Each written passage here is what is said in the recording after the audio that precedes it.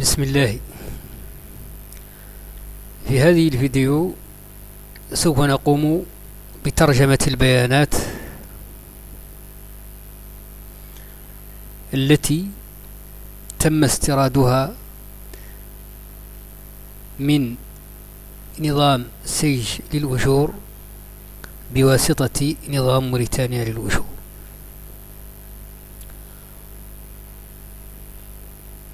والغرض من ذلك هو إثبات أن النظام أي نظام موريتانيا للأجور هو نظام مزدوج عربي فرنسي.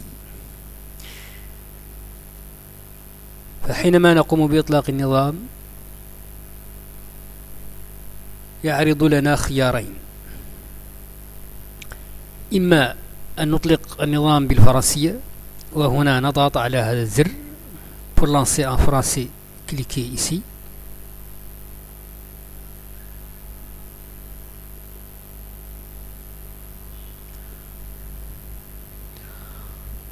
وإما أن نضغط على هذا الزر وهنا يتم إطلاق النظام بالعربية، وهو ما نحن بصدده الآن.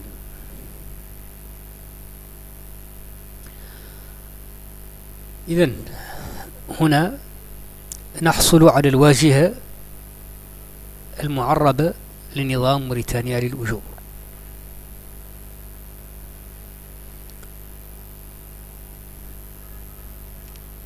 البيانات التي سنقوم بترجمتها نتحصل عليها بالضغط على خيار مراجعة العمالة،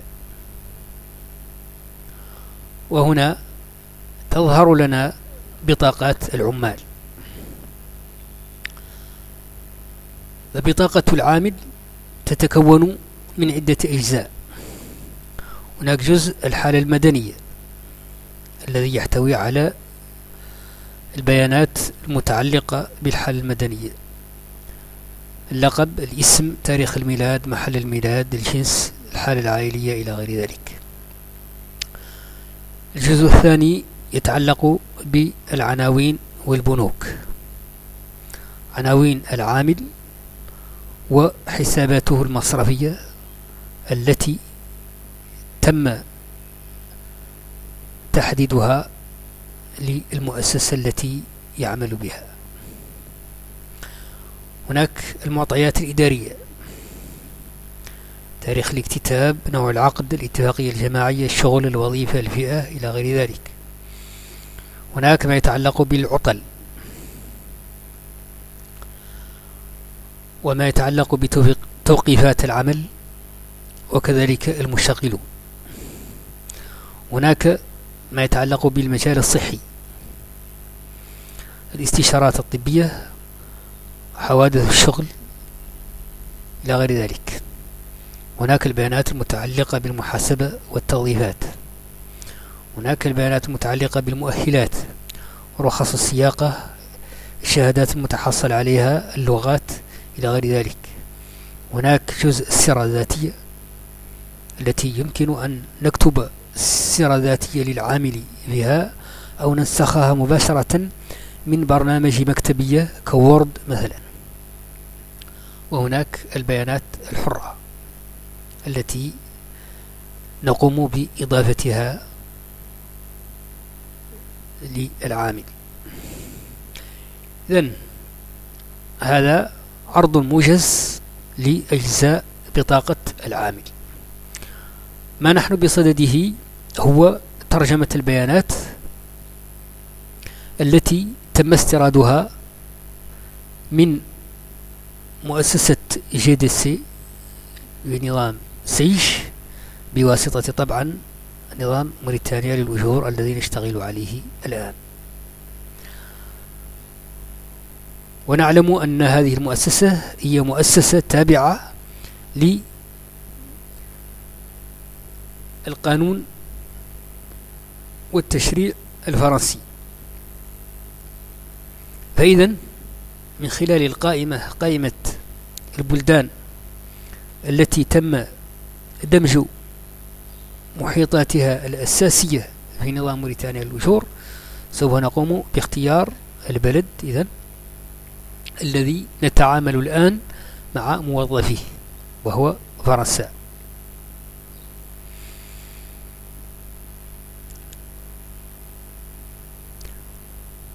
ثم بعد ذلك سنقوم بالتعامل مع بيانات العمال. إذن لعرض القائمة، قائمة العمال، نضغط على هذا الزر عرض. هنا تظهر لنا القائمة. طبعا هناك 4 موظفين: بيير فونتين 1، 2 صوفي دلاكور، 3 جان لوك مارتين، 4 ناتالي ديما. إذن يمكن أن نتعامل مع العمال بهذه الطريقة. كما يمكننا أيضا أن نستخدم هذه الأزرار. البداية تنقلنا إلى أول عامل مسجل مرتب حسب الدليل. ثم إذا ما أردنا الانتقال إلى العامل الموالي نضغط على اللاحق.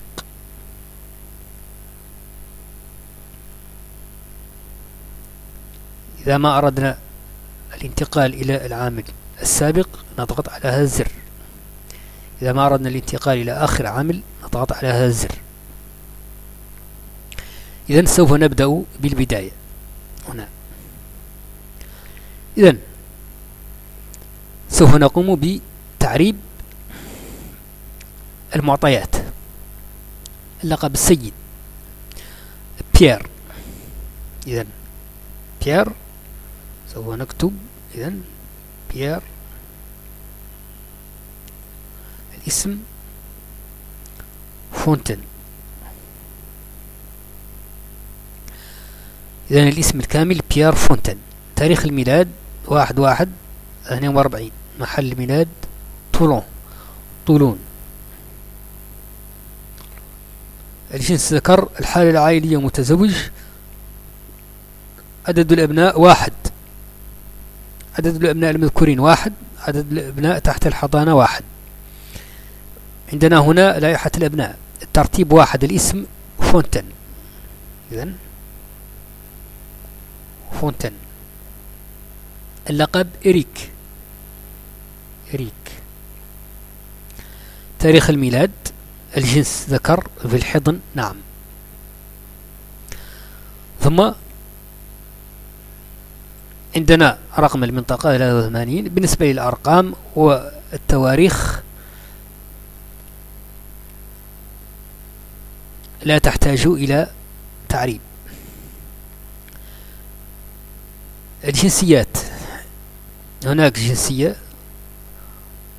جنسية رقم 1. الجنسية 0 فرانسيز، 0 كود فرانسيز، دولة FRA فرانس. إذن سوف نقوم بترجمة هذه البيانات. للتعامل مع الجنسيات نضغط على هذا الزر مراجعة، وهنا تظهر لنا قائمة الجنسيات، رمز الجنسية، تعريف الجنسية إلى غير ذلك. إذن نختار الجنسية التي سنقوم بتعريبها. رمز الجنسية 0. تعريف الجنسية فرانسيز، إذن فرنسية. موافق. ثم نقفل هذه الشاشة. إذن يقوم النظام مباشرة بعرض الترجمة التي أدخلنا الآن. الدولة FRA فرانس. إذن نضغط على تسيير البلدان، ثم ننتقل إلى FRA فرانس، ثم نكتب إذن فرنسا. موافق. ثم نقفل هذه الشاشة، وهنا يتم عرض الترجمة مباشرة. بالنسبة لأوراق الحالة المدنية لا توجد أوراق حالة المدنية بالنسبة لهذا العامل في المؤسسة النموذجية لسيج. إذن يمكننا الآن أن ننتقل من هذا الجزء إلى الجزء الموالي، وهي العناوين والبنوك. العنوان الرئيسي. العنوان رو دي شاز 1 رو دي شازل. إذن 1 زنقة شازيل.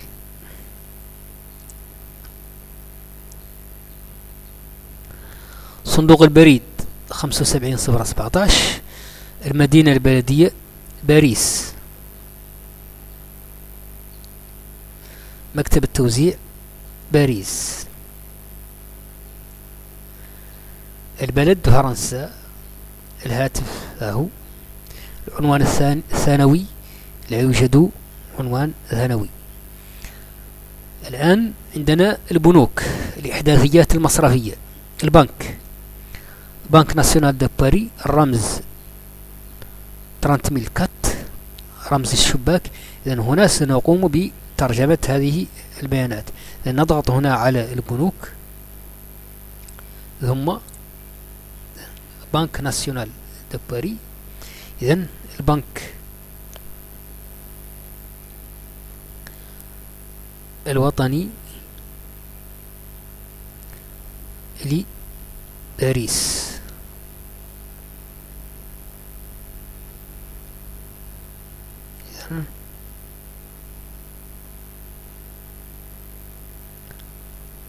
إذن هنا يقوم النظام بعرض الترجمة مباشرة. رمز الشباك 00824. اسم الشباك BNP باري فوجيرار. BNP باري فوجيرار. BNP بنك ناسيونال دو باري. إذن البنك الوطني لباريس BNP باريبا. BNP باري باريس فوجيرار. رقم الحساب، المفتاح، اسم الحساب فونتين بيير. إذن فونتين بيير.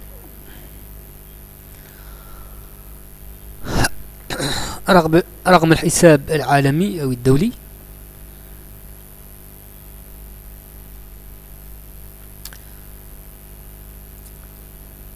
البلد فرنسا. إذن هذه البيانات كلها قمنا إذن بتعريب البيانات التي تحتاج إلى تعريب ترجمتها. إذن البنك الوطني لباريس، رمز الشباك، اسم الشباك، اسم الحساب، رقم الحساب العالمي، وهكذا.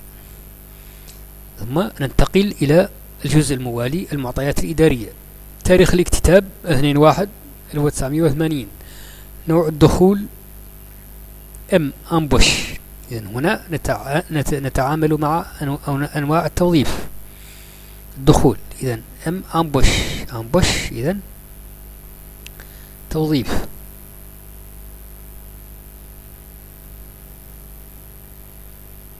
إذن يقوم النظام بعرض العبارة العربية مباشرة. نوع العقد CDI كونترا أدوري انديترميني. إذن نضغط هنا ثم نأخذ إذن CDI كونترا أدوري انديترميني. إذن عقد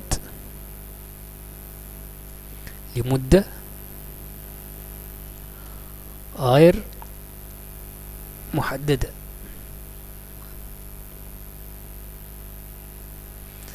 الاتفاقية الجماعية، نضغط هنا على الاتفاقيات. بيرو ديتود،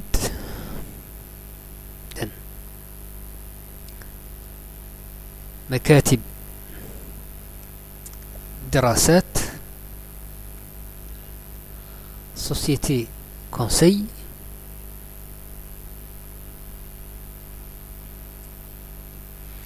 مؤسسات الاستشارة،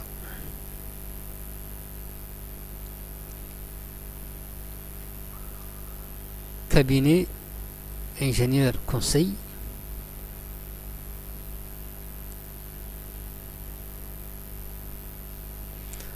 مكاتب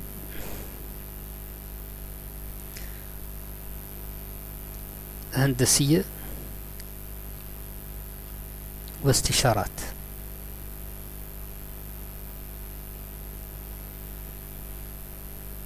ثم نضغط على موافق، نقفل الشاشة، وهنا يتم عرض الترجمة لنا. الشغل PDG، إذن رئيس مدير عام. الفئة ديريجان، إذن ديريجان عندنا هنا الفئات كاتيجوري ديريجان، إذن القادة.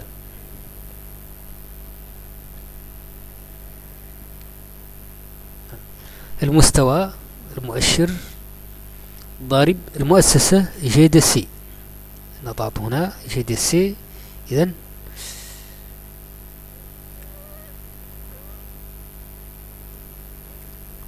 سوف نترجمها بالمؤسسة النموذجية.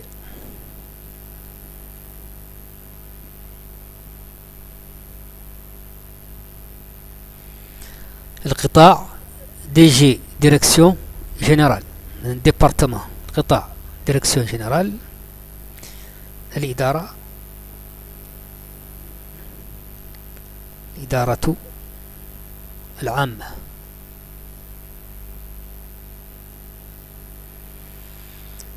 المصلحة لا توجد. الوحدة رئيس مدير عام. نوع التسديد تحويل. البنك الوطني لباريس تم ترجمته. رقم الحساب. نوع كشف الراتب ديريجان، أنواع الكشوف. إذن ديريجان قادة.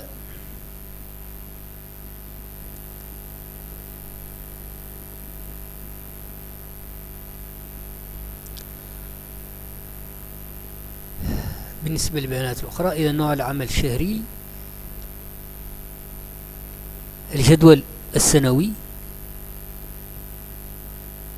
الأقدمية في الشركة، إذا هذا لا يحتاج إلى ترجمة. الأقدمية في المهنة، الأقدمية في المؤسسة،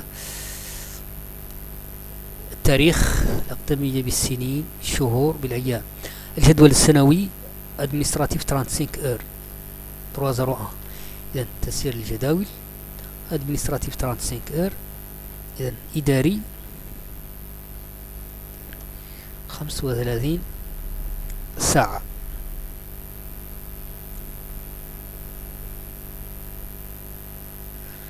الفئة الاجتماعية انترب 233 دي، تسيير الفئات. إذا انترب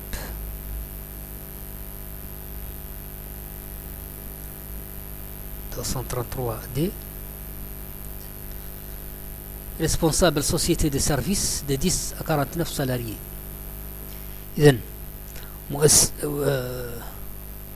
مسؤولي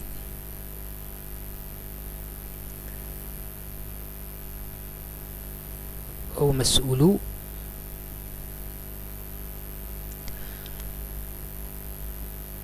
شركات الخدمات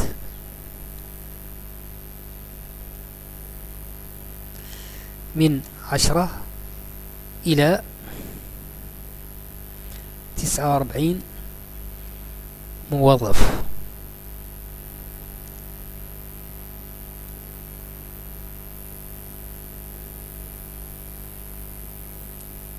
الكفاءة، الأجر للساعة، العمل الأسبوعي إلى غير ذلك، الراتب الأساسي، الراتب الأدنى، الراتب المتوسط.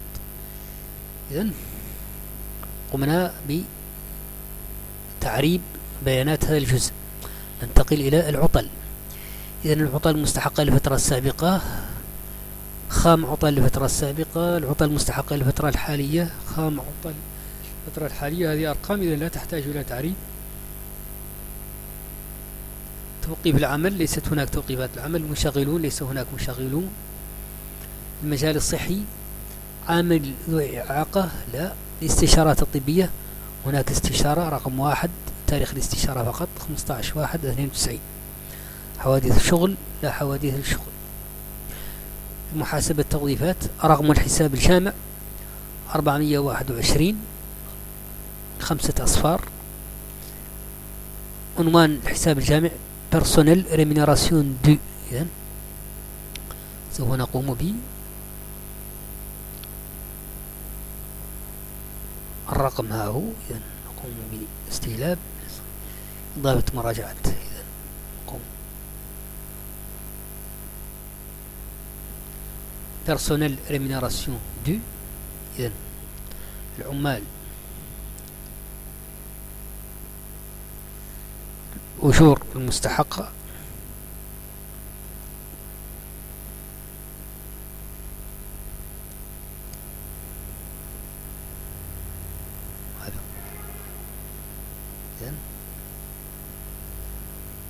ثم رقم حساب الغير فونت 301 عنوان الحساب فونتين بيير استجلاب.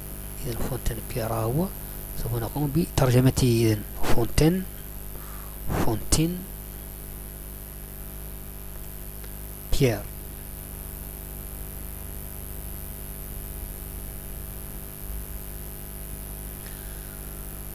إذن البيانات الأخرى لا توجد. حساب الأعباء، الحساب التحليلي. ننتقل للجزء الموالي المؤهلات. خاص السياقة لم تحدد، شهادات المتحصل عليها، اللغات إلى غير ذلك. السيرة الذاتية. بالنسبة لهذا الجزء البيانات لم يتم استيرادها. هناك الجداول، وضعية الإدارية، عقد من القانون الخاص، موضوع حيازة إلى غير ذلك، وحدة وقت العمل، عمل مستقل بالأتعاب للساعة، يوم الصعود. إذن الجداول مترجمة، إلا أن البيانات كما رأينا بالنسبة لهذا الجزء لم يقم نظام سيج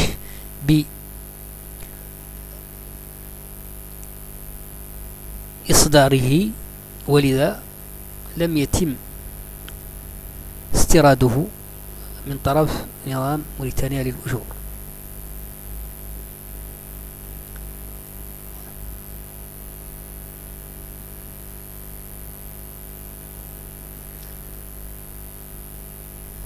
بالنسبة للبيانات الحرة،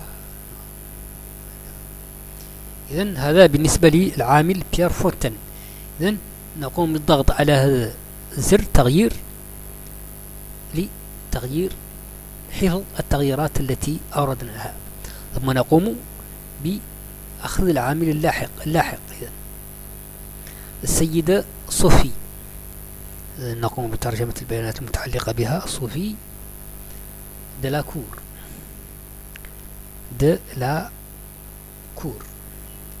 صوفي دلاكور. تاريخ الميلاد 15/2/48. محل الميلاد سان جيرمان ان لاي، سان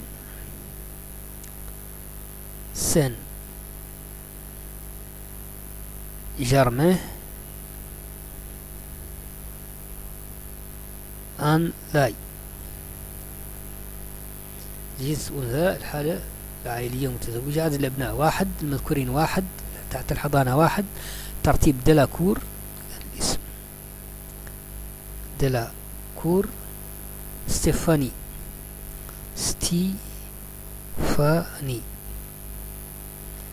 تاريخ الميلاد جنس أنثى بالحظ النعم.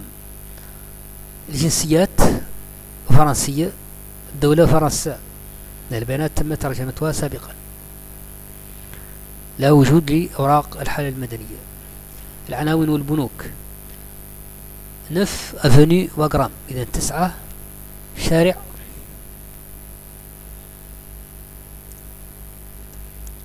واغرام.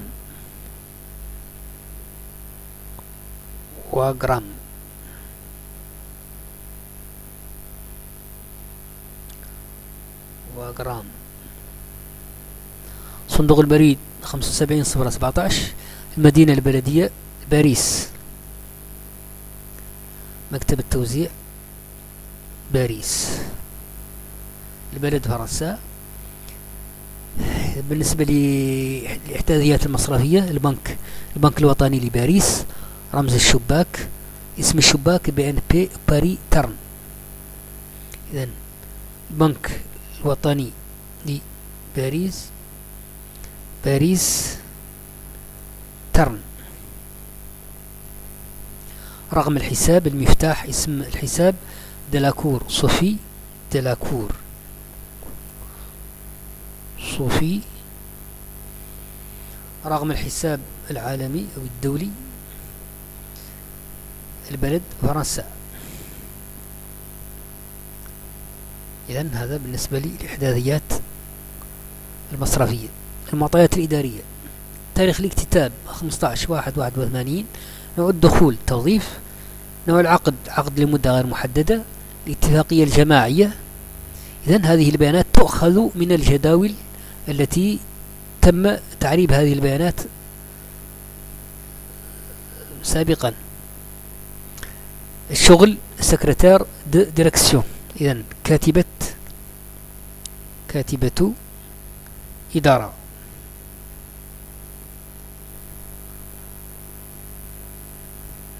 الفئة كادر، إذن كادر. أطر أو إطار.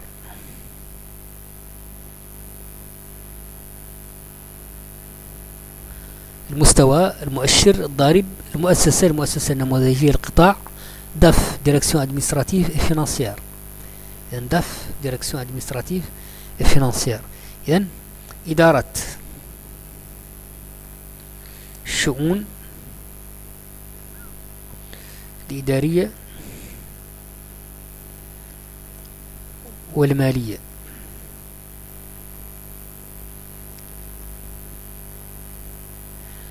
المصلحة سيرفيس ادمنستراتيف دي اس ا. إذن المصلحة الإدارية.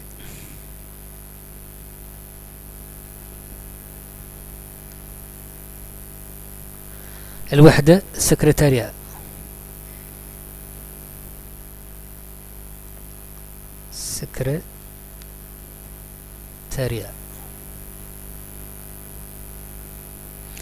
نوع التسديد تحويل. البنك الوطني لباريس. رقم الحساب.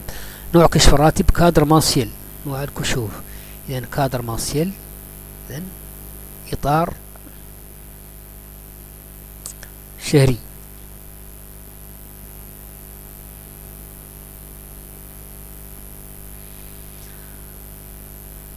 بالنسبة للبيانات الأخرى، إذن الجدول السنوي إداري 35 ساعة تم ترجمتها سابقا.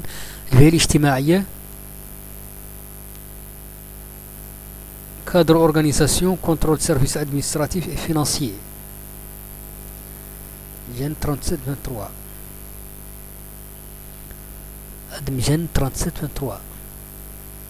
كادر أورغانيزاسيون أطر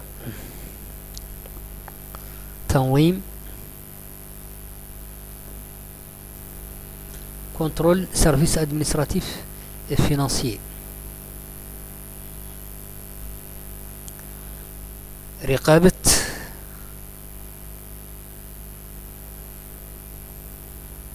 المصالح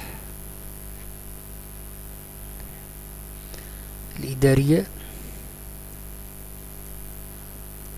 والمالية.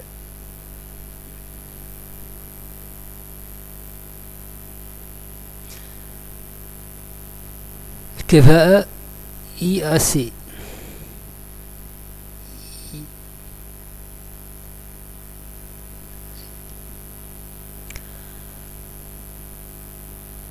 إذن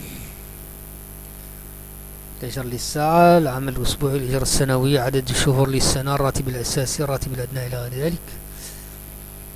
إذن نقوم بالانتقال إلى الجزء الموالي العطل. لا شيء في هذا الجزء يحتاج للترجمة. المجال الصحي نفس الشيء. المحاسبة التوظيفات عندنا رقم الحساب الجامع، هذا تم تعريبه. العمال الأجور المستحقة.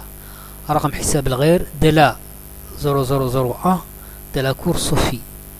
إذن دلاكور صوفي دلاكور صوفي.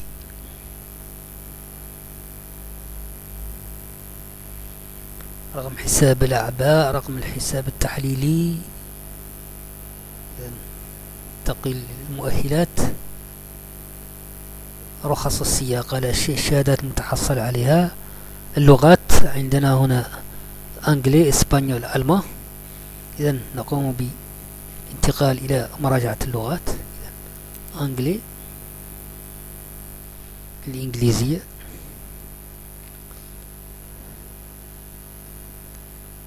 الإنجليزية،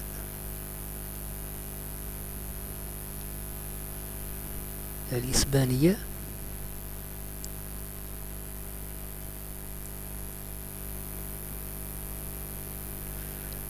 الألمانية،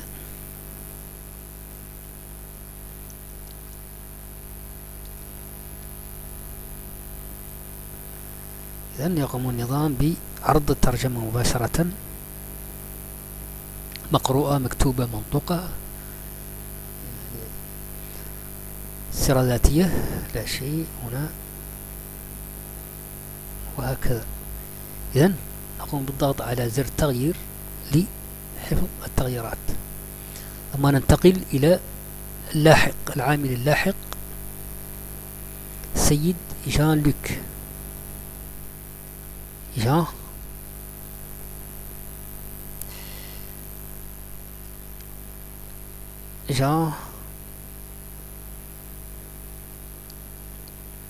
لوك. الاسم مارتن.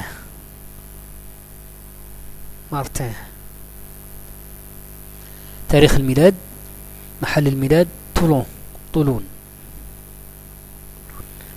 جنس ذكر، إذن الحالة العائلية، لا أبناء. الجنسية فرنسية، دولة فرنسا. أوراق الحالة المدنية لا توجد. العناوين والبنوك، رو دو باري، 3 رو دو باري، شارع أو زنقة باريس. صندوق البريد 92 200. المدينة البلدية نيي سرسن.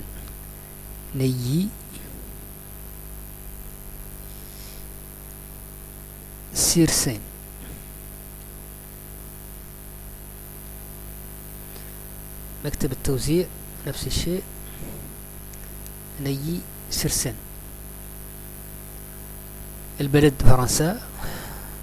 هاتف، عنوان الثانوي لا شيء. البنوك، الإحداثيات المصرفية، البنك كريدي ليوني.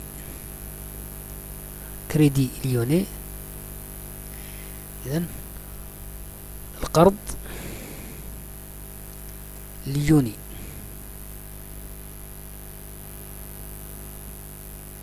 كريدي ليوني. رمز الشباك، اسم الشباك CL باري مارسو.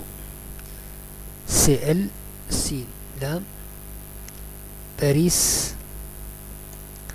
مارسو. رقم الحساب، المفتاح، اسم الحساب مارتن جان لوك. مارتن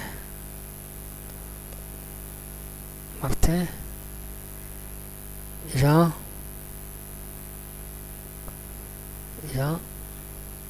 لوك.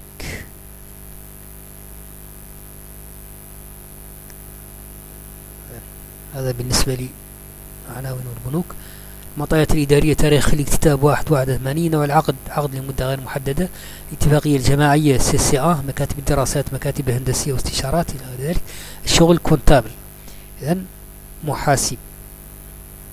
الوظيفة، اللغة، الفئة امبلويي، إذن امبلويي عمال.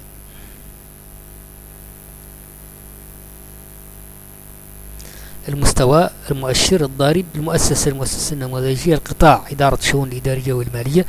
هذه البيانات تم تعريبها في البطاقات الماضية. المصلحة CSC سيرفيس كونتابيليتي، إذن سيرفيس كونتابيليتي. مصلحة المحاسبة.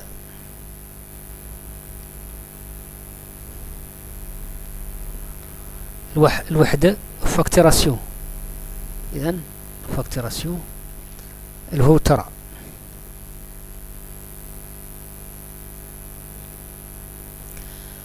نوع تسديد تحويل لبنك القرض اليوني، رقم الحساب، نوع كشف الراتب امبلويي مانسيل. إذا امبلويي مانسيل عامل شهري أو موظف شهري.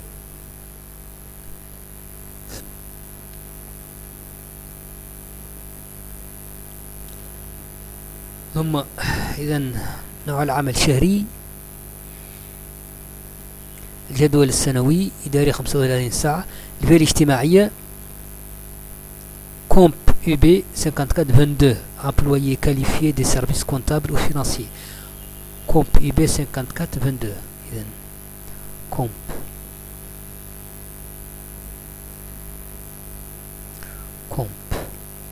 UB 5422 employé qualifié des services comptables ou financiers.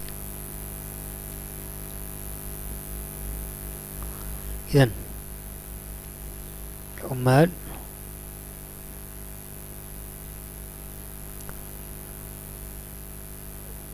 ذوي الخبرة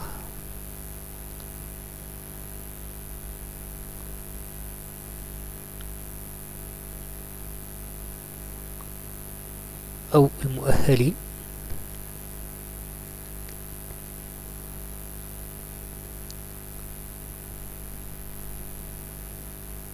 ذي المصالح المحاسبية والمالية.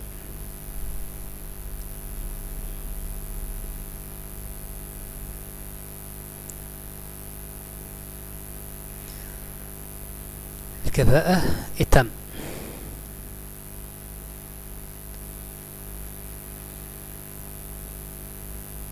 ننتقل إلى الجزء الموالي. العطل لا شيء قيد الترجمة هنا. المجال الصحي لا شيء قيد الترجمة. محاسبة التوظيفات. رقم الحساب الجامع 421. العمال الأجور المستحقة. رقم حساب الغير مارت 303 مارتن جان لوك. إذا مارتن جان لوك.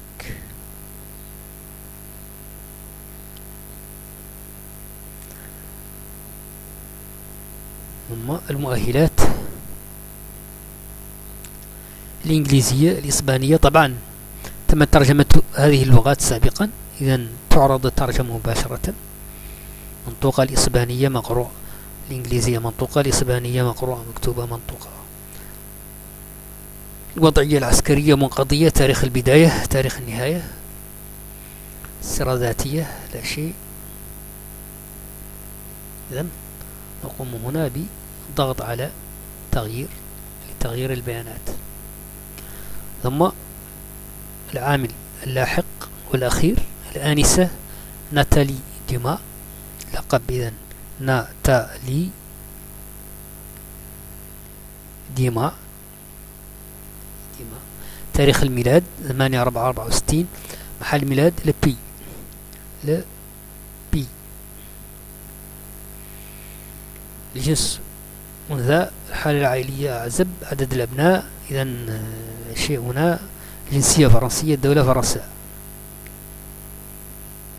العناوين والبنوك 6 رود لاموت بيكت 7. شارع د لاموت بيكت. صندوق البريد 75/015.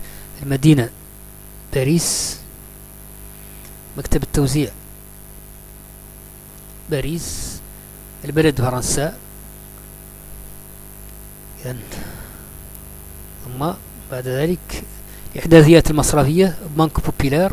إذن البنوك بنك بوبيلار. البنك الشعبي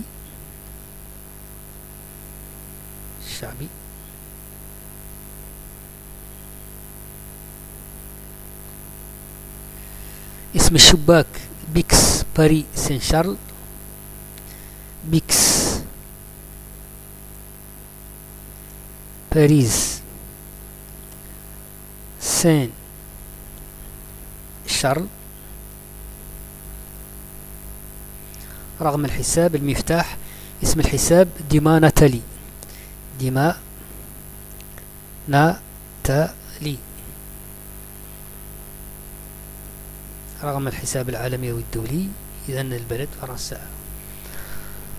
المعطيات الإدارية: تاريخ الاكتتاب 1/1/93، نوع الدخول توظيف، نوع العقد عقد لمدة غير محددة، الاتفاقية الجماعية CC1، مكاتب دراسات، مكاتب هندسية إلى غير ذلك.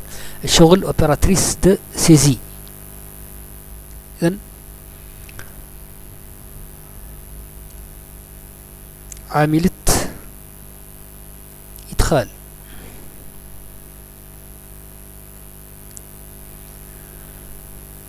الوظيفة الفئة عمال، المستوى 2.1. المؤسسة النموذجية القطاع DI ديريكسيون انفورماتيك. إذن إدارة المعلوماتية. المصلحة إيزي سيرفيس انفورماتيك، مصلحة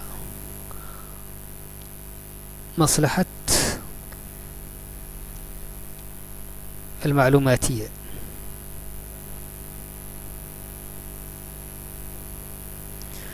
نوع التسديد تحويل، البنك الشعبي، رقم الحساب، نوع كشف الراتب، عامل شهري.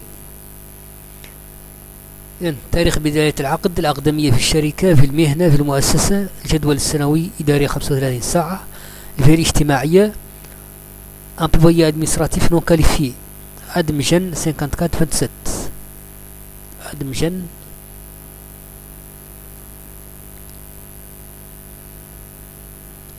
ين 54-27 امبلويي ادمنستراتيف نون كاليفيي. إذن عمال، موظفون إداريون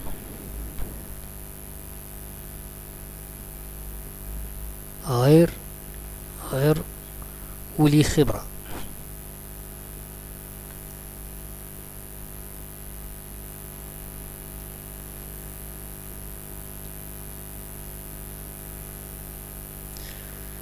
الكفاءة تم.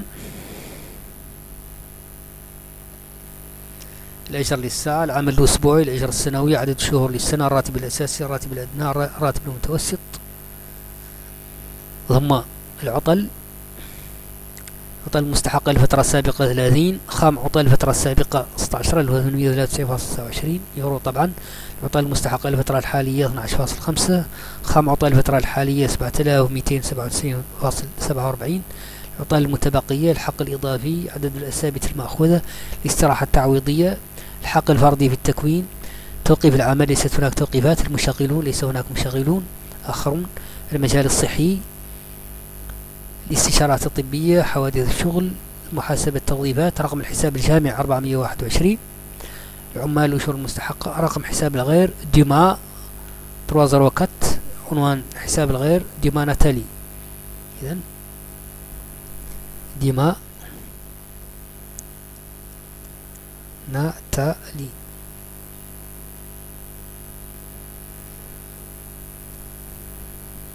المؤهلات: رخص سياقة لا شيء، شهادات مؤيدة لا توجد، مؤهل السيرة الذاتية لا شيء، هكذا. إذن نقوم بالضغط على تغيير لحفظ التغييرات. إذن هنا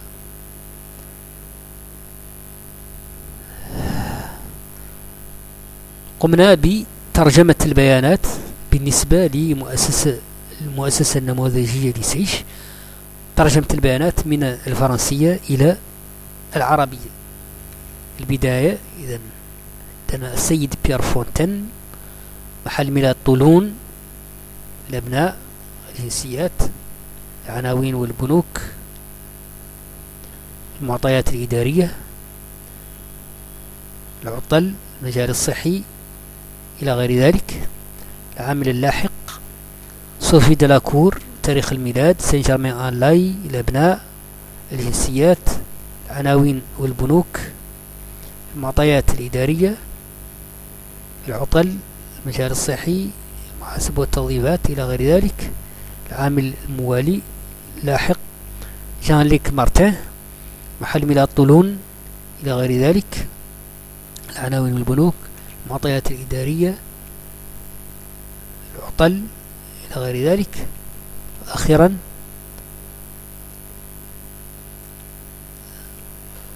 إذا ناتالي ديما، تاريخ الميلاد، محل ميلاد البي، جنس أنثى، إذا إلى غير ذلك.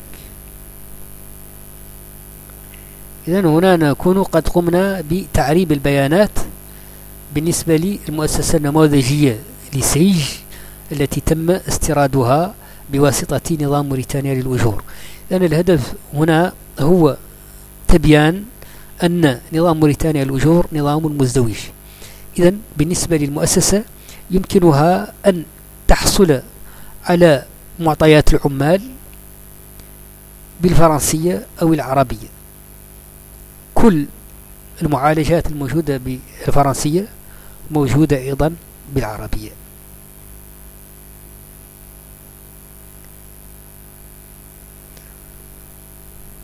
فالنظام نظام مزدوج 100%.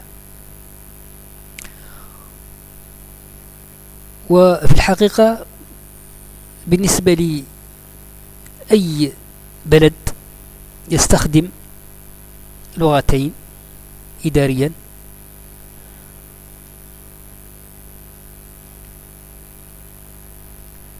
من الأجدر له، إن لم نقل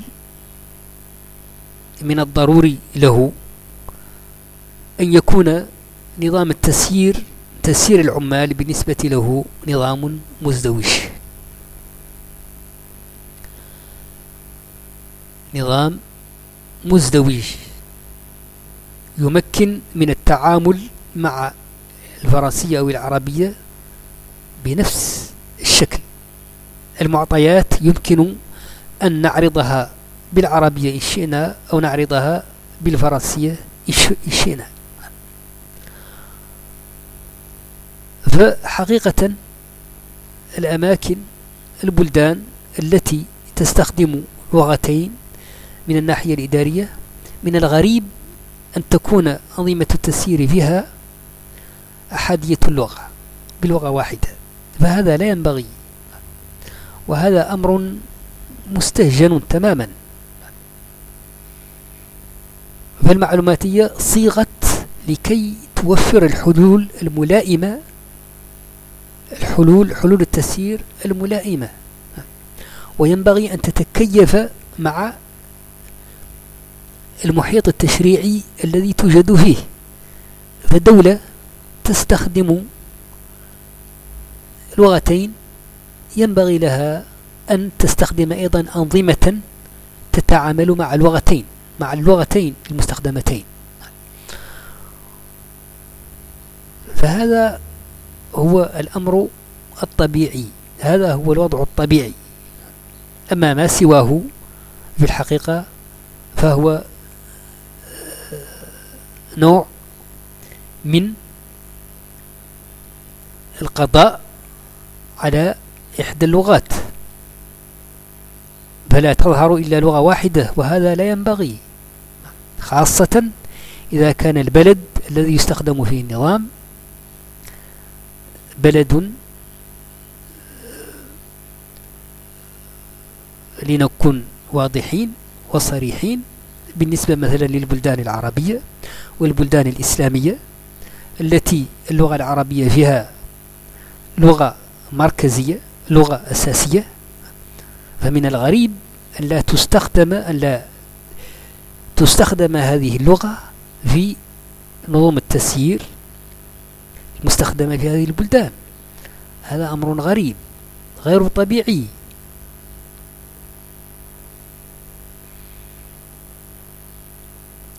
وفي الحقيقة القائمين على أنظمة التسيير في هذه البلدان عليهم أن يطالبوا بحلول تسيير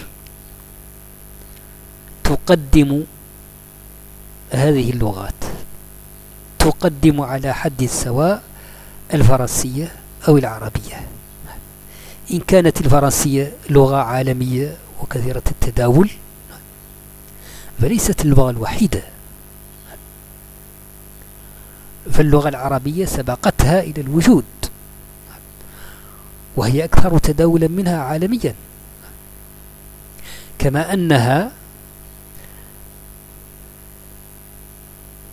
تراث ثقافي بالنسبة للدول العربية وبعض الدول الإفريقية وكذلك الدول الإسلامية، فاستخدامها في الحقيقة بأنظمة التسيير أمر ضروري وينبغي أن يحرص عليه. وأي نظام لا يحتوي على هذه اللغة فلا ينبغي في الحقيقة استخدامه في مثل هذه البلدان، بل إنه على الدول الغربية أن تدخل العربية إلى أنظمتها، لأنها تحتوي على الكثير من الأشخاص القادمين من الدول العربية والإفريقية والإسلامية الذين ثقافتهم أصلا ثقافة عربية، يفهمون العربية، ونتيجة للعولمة، لأن العالم الآن أصبح قرية واحدة ومفتوحا، ففي الحقيقة حتى الدول الغربية ينبغي أن تكون أنظمتها تراعي التنوع الثقافي الذي تعرفه هذه البلدان، وبالتالي في الحقيقة ينبغي أن يكون هناك أيضا حضور للغة العربية فيها نظرا إلى الجالية العربية والإفريقية والمسلمة التي لا يستهان بها في هذه البلدان، والتي لها الحق في أن ترى على كشوف رواتبها والبيانات المتعلقة بها ما تعودت عليه وما هو جزء من تراثها وأصالتها. وعلى كل حال بالنسبة للدول الإفريقية والعربية والمسلمة فإن استخدام نظام تسيير أو أنظمة تسيير بالفرنسية فقط أمر مستهجن ولا ينبغي،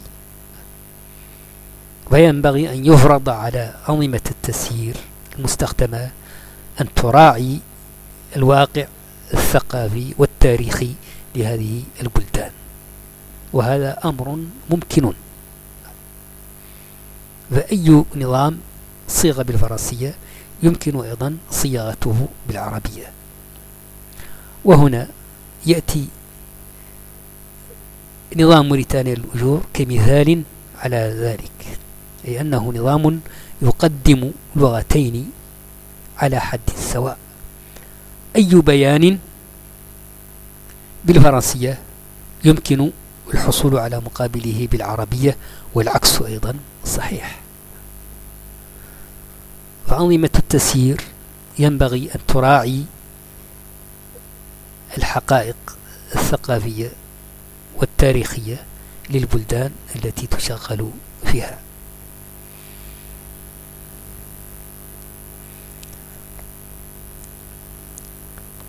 أشكركم شكرا جزيلا.